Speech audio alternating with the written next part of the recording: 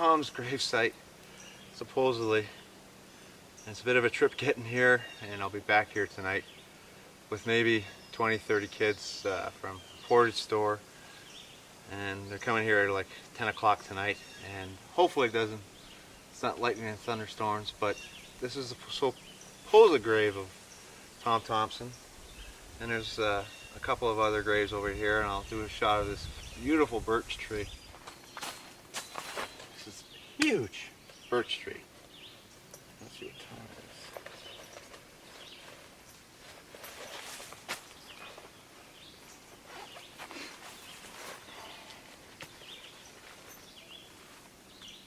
Okay, it's 12 noon, right on, no, 12:08 p.m. July 8th, Tom's anniversary.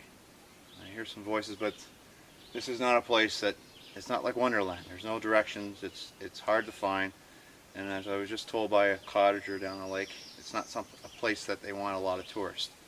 So this is maybe the closest you want to get to this, and maybe tonight will be interesting. But there's an inscription on this grave here, Canoe Lake, and Gilmore. Okay, remember, comrades, prepare thyself. And it's carvings and that. So, and the other one is Algonquin or Hayhurst, 1907 to 1915. My father, which.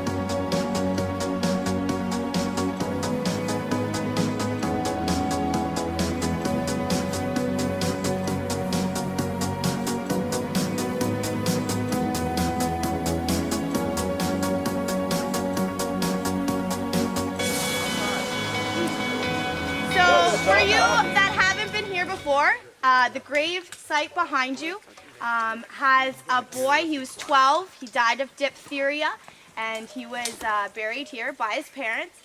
And when they buried him, they also planted that birch tree, which is behind you.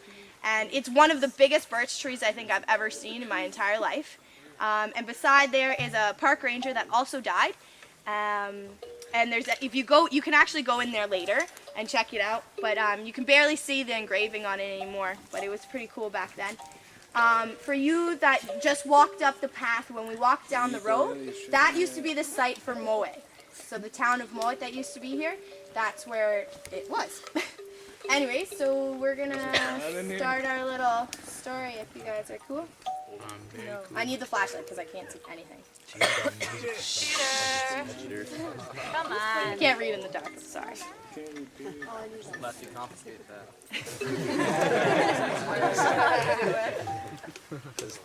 On the day we found Tom's body, we were paddling back from the Joe Lake portage. Dr. Hallam shouted at us from the Little Walk dock, saying he saw something rise up from the water. At first, we thought it was a dead loon, but as we approached, we knew it was Tom. We fastened his body and pulled it back to Big Wop Island. We left his body in the water to keep it preserved. We were to sleep there that night on the island with the body. I couldn't sleep that night. All I could hear was his body lapping against the shore. It was bone-chilling. I don't think I could close my eyes, for every time I did, I could see his waterlogged body. The coroner was supposed to come that night, and the next, but he never showed up. Dr. Howland ended up doing the inquisition, and at the time, he found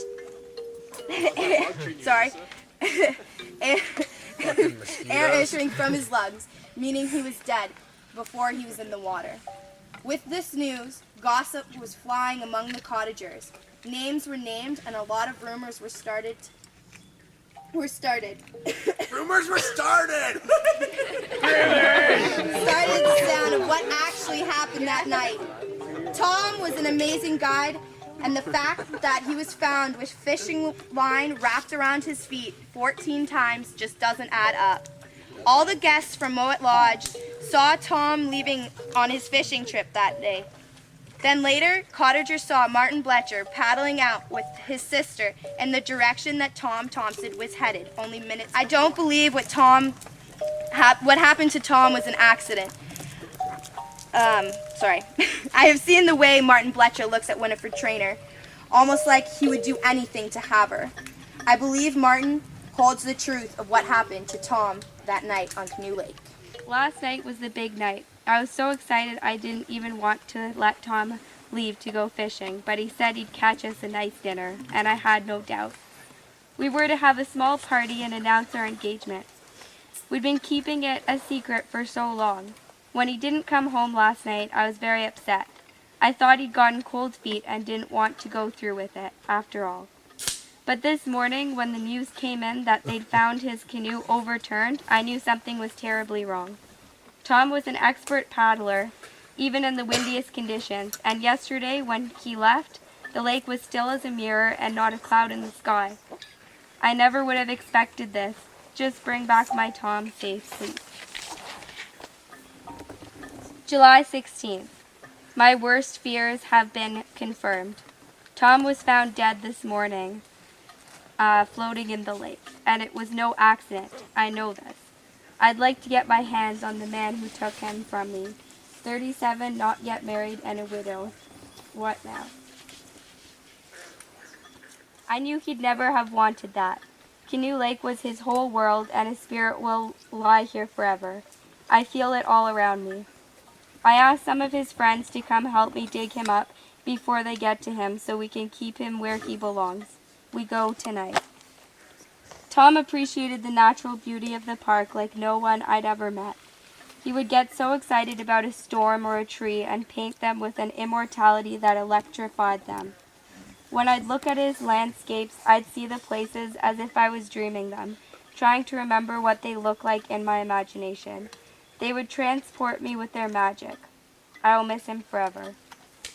So if we can please just have a moment of silence to remember Tom Thomson, as he was very famous and very big part of Canadian history. Cheers, guys.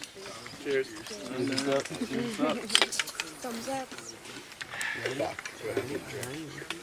I never found my paddle!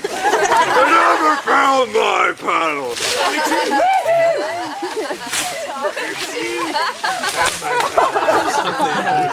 Where's my paddle? I want to go. Are you alright? Whole summer here to do everything I want to do, to experience the sunrise and the sunset and listen to all the animals. And I think that's what it was all about. People really made him into this huge man, and you know, everyone loves his paintings now, and that's what he's left us. But everyone should appreciate this area, and I don't know. I love. Respect it, everyone. Yeah, Tommy respect T! it. Well said, Gary.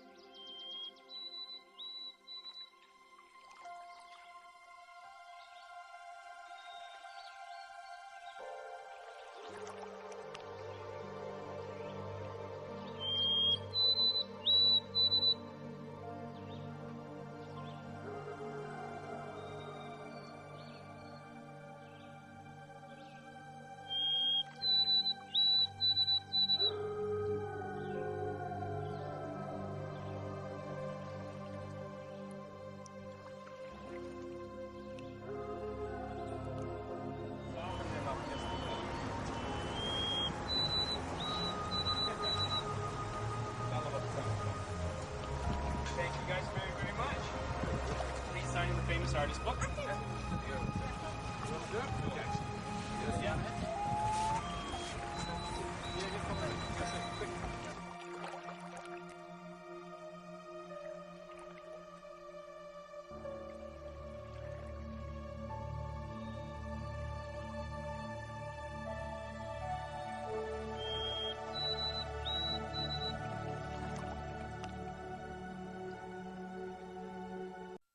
Hi, my name is Brian Hayden. I'm a volunteer videographer for TV Cogeco Huntsville.